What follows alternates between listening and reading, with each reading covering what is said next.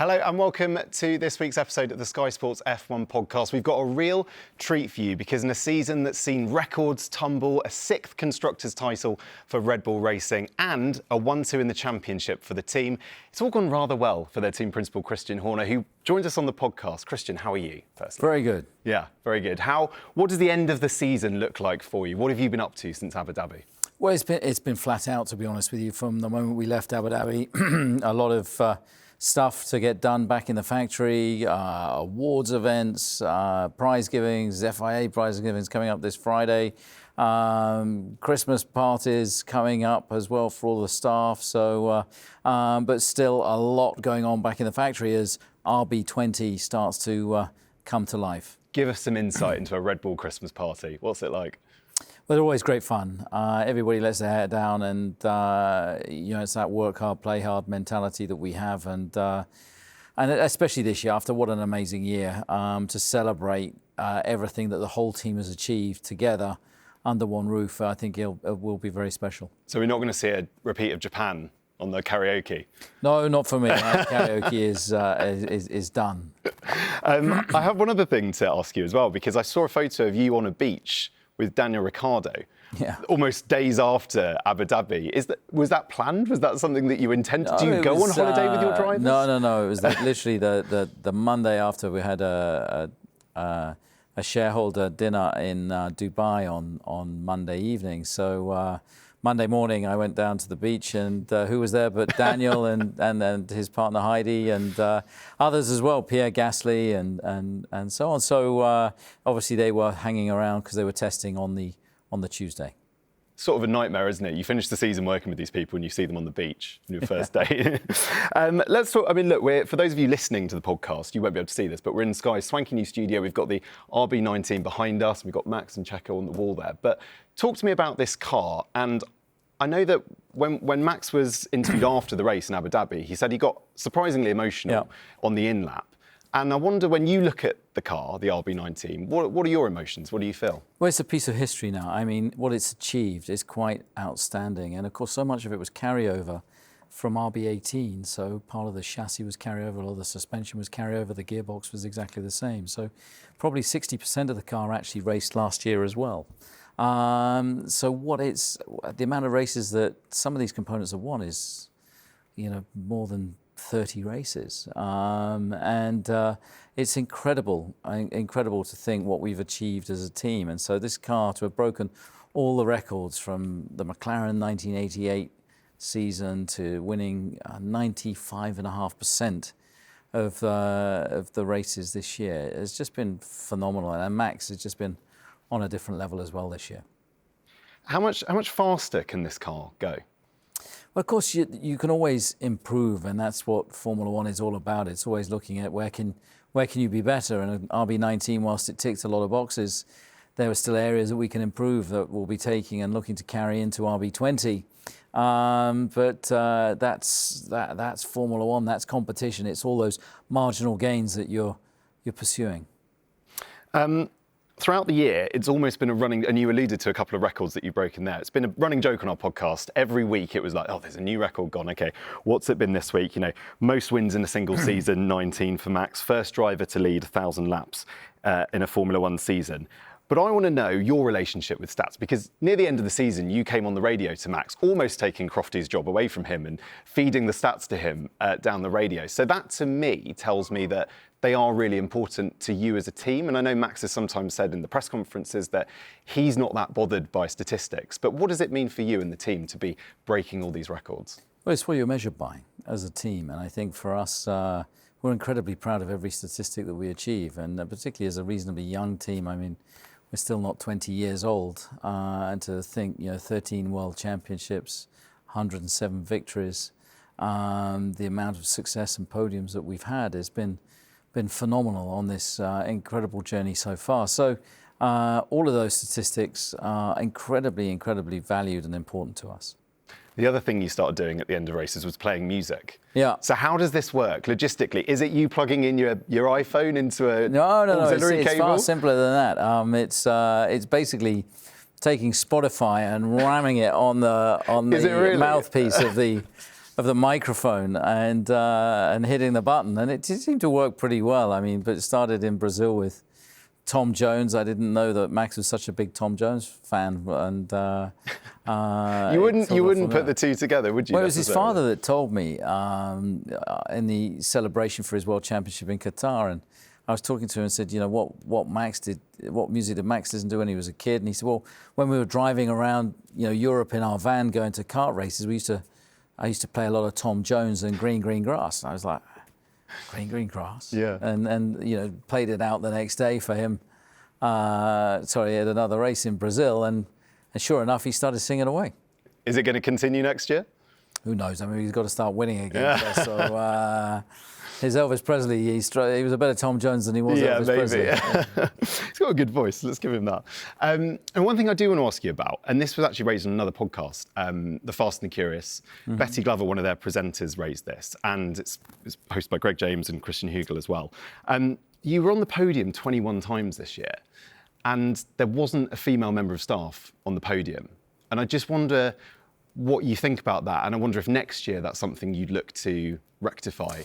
Well, I think what we've managed to do, and I'm very proud to have done this year, is address so many different departments of the business, so many departments that don't get the credit that they deserve. Now, of course, in the past we've had Hannah go on the podium, who runs our strategy, but this year we've managed to get the truckies up. We've managed to get people from IT up, from electronics, from the supply chain, from all aspects, our physio, all aspects of the business we've managed to get up and represented. And of course, it's a huge honour to go and collect the Constructors' Trophy on behalf of the team. And it's been great to see how much is meant to so many people. Mm. Do you think though next year I know obviously Hannah is one of the best strategists in the paddock. Will that be something you'll look to do next year? Is if the success continues, is to put more of your female members of staff on the podium? Yeah, for sure. I think all members of staff deserve an opportunity if they've contributed and warrant a place on the podium. Then they earn that. They earn that right. And I think that Hannah has done that in the past, and there'll be others and other girls in the future. We were, I think, one of the first to put a female on the podium in Jill Ganderton many years ago, back in 2010 or 11. Yeah, and of course it's so important, isn't it? If you can't see it, you can't be it. So yeah, that's good to hear. You're a football fan, aren't you? Coventry City. Well, fan is maybe excessive, but I grew up. My grandfather was heavily involved in Coventry City, so we all had it embedded into us as kids. Okay, fine. I wanted to ask you if you're a football fan, but I want to talk about another city, Manchester City. Yeah. Because I hate drawing comparisons between football. I think it's a bit crass. But I think in the context of this, it's quite interesting. Manchester City right now are experiencing a moment of huge domination and success in football.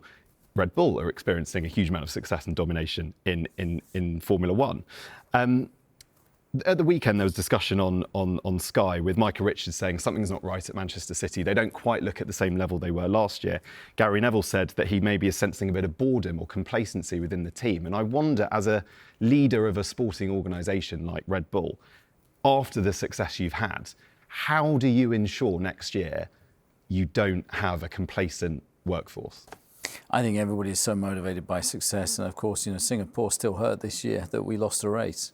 And that's a big reminder. It's a humbling reminder that it's not that easy, and we've got some massive competitors that want to beat us, that want to see us fail, and it's that motivation that charges us and drives us, and that winning feeling becomes addictive, and nobody wants to lose that winning feeling. Is it important then to have people who were there for the years where you weren't winning all the time, and do they remember that feeling? And that's what you get motivation from. Maybe in the words of Sebastian Vettel, you have to remember these days, they're not going to last forever. Well, look, everybody plays a key role. And one of the things that we've had at Red Bull has been tremendous continuity. A lot of our staff have been there for a long time. We don't have a high turnover in staff. So they've been there on the good days, they've been there on the not so good days. And, in sport, you tend to have more days that you lose than you win. And I think it's that winning feeling that you have to harness and capture and celebrate and enjoy, because you never know when it's going to come to an end. Mm. With that in mind then, when you look across the paddock to Mercedes and what Toto is experiencing at the moment, I don't expect necessarily you to have sympathy with Mercedes. It's a cutthroat business, Formula One. I wouldn't expect you to say that. But do you empathise with the challenge that he's got? Because obviously when Mercedes were winning 8 constructors titles in a row, you were fighting and trying to get up there. So he's now got that challenge. Yeah. What do you make of that challenge that he's got? Yeah, it is a challenge. I mean, it's a massive challenge. And of course, he came into the sport on the back of a winning team and enjoyed a huge period of success and serial success for 7 or 8 years, and then suddenly it's a big adjustment to not be going to Grand Prix. And I think Mercedes have won one race in the last 2 seasons, and that will hurt, and that people start questioning things in the organisation, and heads drop, and as a leader you have to motivate them, you have to pick them up, and it's a totally different challenge to one of being, at the top of the field to striving to get back there. How so? How is that challenge so different? I think that is making sure that people believe in themselves and trying to instill a confidence. And it's inevitable that when you've been winning for a long period of time, that when you're not winning, then that's when fingers start getting pointed, and that the team gets truly challenged during that period. And that's where I'm particularly proud at Red Bull, that during the period that we weren't able to be in a winning position, which was largely out of our control, we were still winning races in every single year. 2 or 3 races, bar 2015, we won a minimum of 2 or 3 races every year. And at the places that we could do so, where there was the engine disadvantage was nullified. When you look back at the last couple of years, since the regulations changed, and obviously you've interpreted them better than anyone else, yeah. Are you surprised that other teams haven't been at your level? Well, look, we're up against some great teams, and we're seeing those teams move around a bit. I mean, Aston started the year very strong, and then McLaren came on very strong in the second half of the year. Ferrari and Mercedes had their moments. And, they're all very competitive, very strong teams. And I think our opponents just kept moving around behind us. And so it wasn't the same opponent from weekend to weekend. It would be Mercedes in Austin. We got Monaco with Aston Martin. We had Silverstone with McLaren. Las Vegas with Ferrari. It just kept moving around. Is that? Would you rather have just one? No. No. Yeah. You don't care as long as you're winning. I think the key, all we can control is ourselves. Yeah, of course. So it's not worth worrying about that. We're racing everybody. You've got to beat everyone to finish first, and therefore the only thing we can control is what we're doing. Yeah. There's a photo from Abu Dhabi of you and Toto Wolff. Yeah. Do you know the one I'm talking about? Yes. I printed it out. It's this one here. Yeah, it's an amusing moment because I think my wife had just smacked his bum so hard. Oh, right. That I think it took him a bit by surprise. You probably can't see my clenched fist that is, no, I don't. Oh, really? Out of shot there. But look, I mean, it's been a long season, and there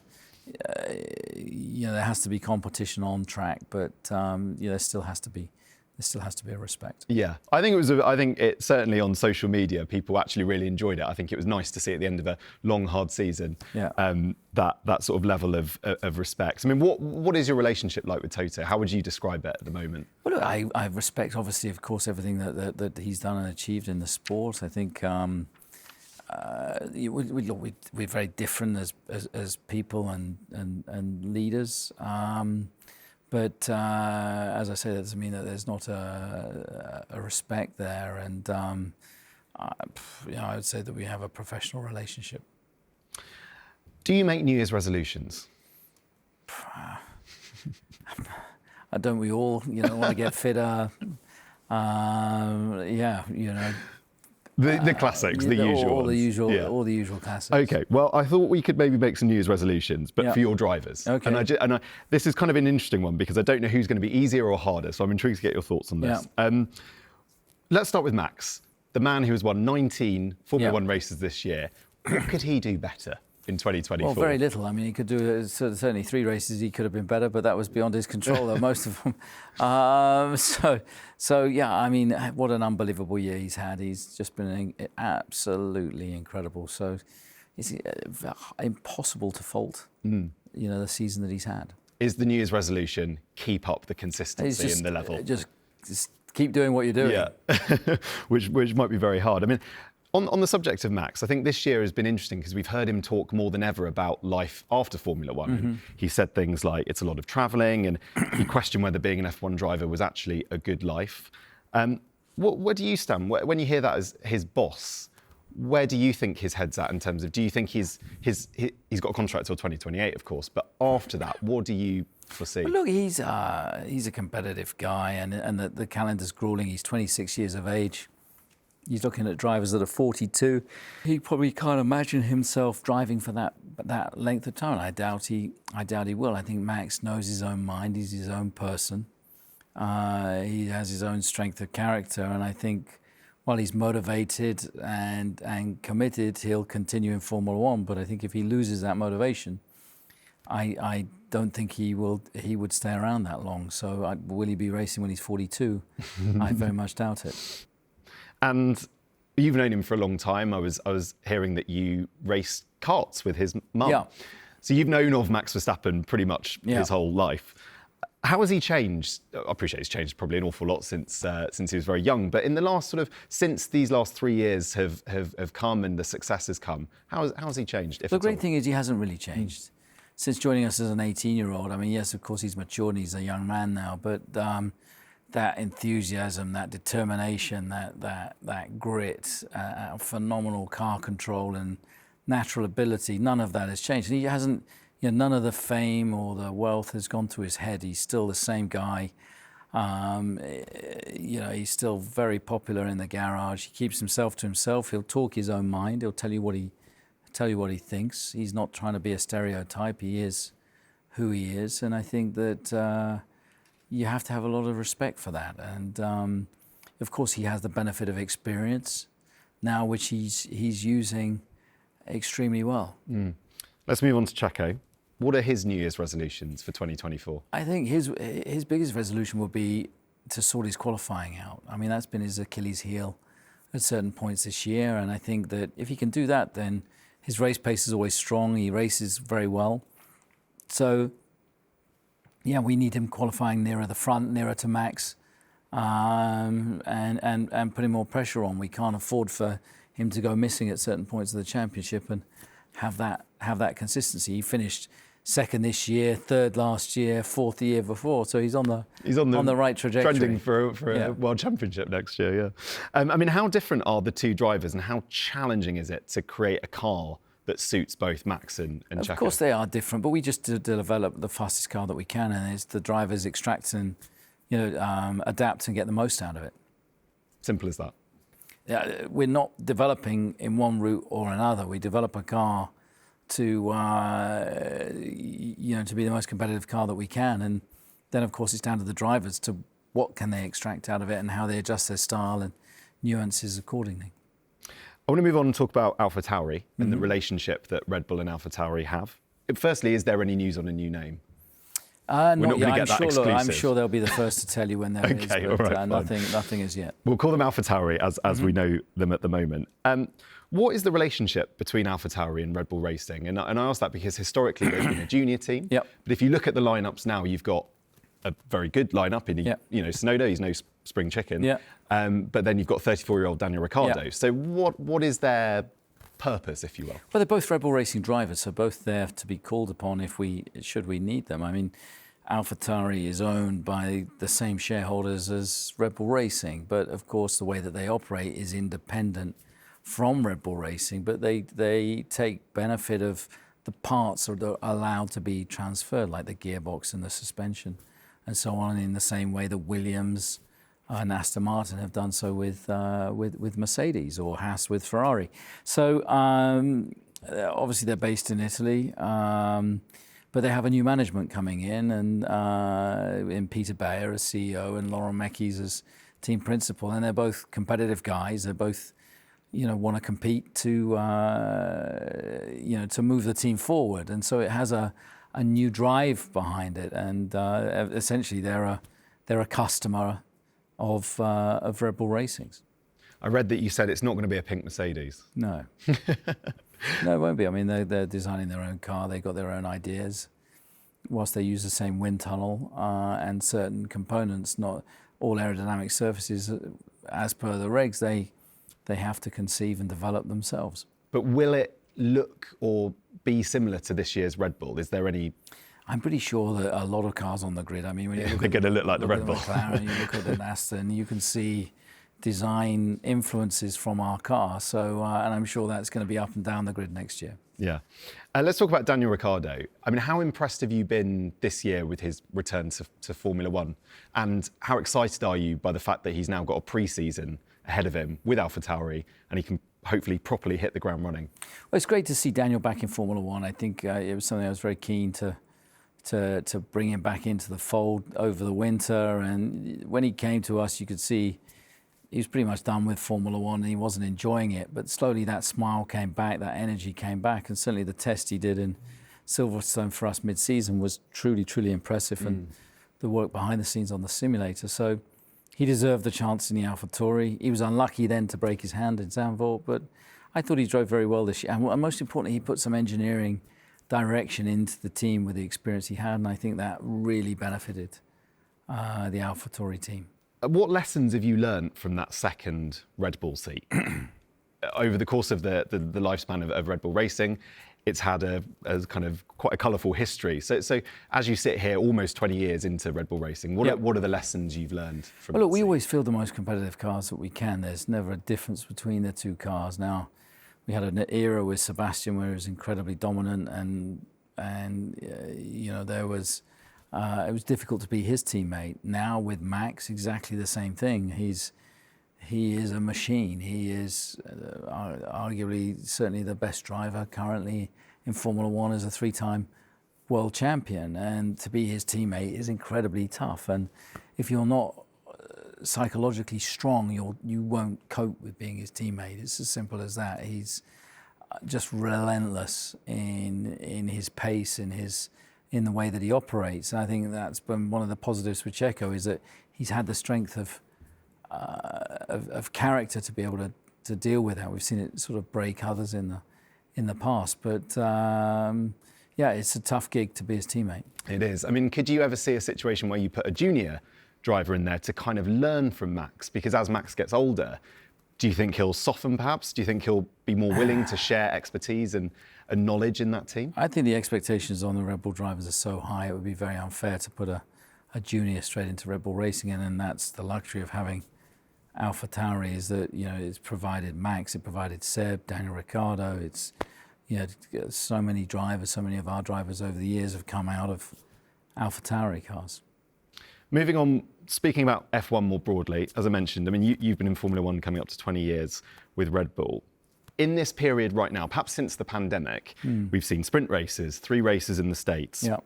There's rumours of a street track in Madrid coming at the expense of Barcelona, 24 races next year. Is this a period of immense change within Formula One, the most that you've seen? Yeah, massive. The sport has been transformed. It's now truly a global sport. It has global appeal. The US has been broken. The appeal of the sport, everybody knows Formula One now. And I think that's why there's so much demand to have races, so much demand for action. And the fan base it's now bringing in as well is much more diverse. It's a much younger fan base, a much more female fan base as well. It's fantastic. So it's the biggest change I've seen, certainly in the last 20 years. What do you make of that change in fans and that demographic? It really has shifted, hasn't it? Yeah. What changes have you seen tangibly at the tracks? It's fantastic to see so many fans, so many people that want to know and follow Formula One. And everybody knows what Formula One and who the characters and personalities are. And you forget how big globally the sport is now and the appeal and that it has. And to see young fans really wanted to get involved. I mean, I have a 17-year-old daughter, and she and her friends showed no interest in Formula One, 2, 3, 4 years ago. Now, they're all completely hooked on it. Do you ever consult your family like that? Do you ever kind of run things past them or ask their opinion? Yeah. Absolutely. Yeah. And my daughter came and did some work experience in the summer, and it was her that came up with the concept for the Elvis suits in Oh, really? Wow. in Vegas. So yeah, you know, and you've got to listen to the younger generation. You've got to respect the elder generation. But there's this new following in Formula One, and you know, Sky do a fantastic job of providing the information and covering the races. But you've got obviously the Netflix phenomenon that has just brought this massive. It's been a game changer for the sport, and it's just brought a massive new audience into Formula One that previously wouldn't have known what it was. And as one of the stars of Drive to Survive, do you find yourself being recognised in very strange, odd places in a way that maybe didn't happen at the start of your career? It's changed life significantly. That you know, I used to be very recognised within a Formula One paddock. Now I'm recognised in a whole host of places, and it certainly used to be my wife at immigration that would get stopped as we were going into the US. But now it's people say, "Hey, you're the guy out of Drive to Survive." So yeah, it is different, but it's fantastic. It's always great to meet the fans and meet people that are so interested in Formula One. Final thought. We've spoken about Max leaving Formula One, and I wonder what your plans are long term. Do you ever think about? We don't want to see you go, of course, but I mean, do you ever think long term in terms of what your ambitions are, perhaps in a career outside of Formula One? Is that something that's on the cards? Well, look, long term in Formula One is about 2 weeks, and I've had offers coming in the past to get involved in other sports, to get in other entities. But at heart, I'm a racer, and I love what I do, and I have a commitment and responsibility for the team, having been there since the beginning, and still as the second youngest now team principal in Formula One, I still got a few years left in me. And whilst my motivation is still sky high, I mean, with Red Bull powertrains coming in 2026, that's by far the biggest challenge that I'll have in my time in Formula One. So yeah, it still motivates me to get out of bed every day, and I'm excited every day that I go to work. Lovely to hear. Christian, it's been a pleasure. Thanks for joining us. Thank you very much.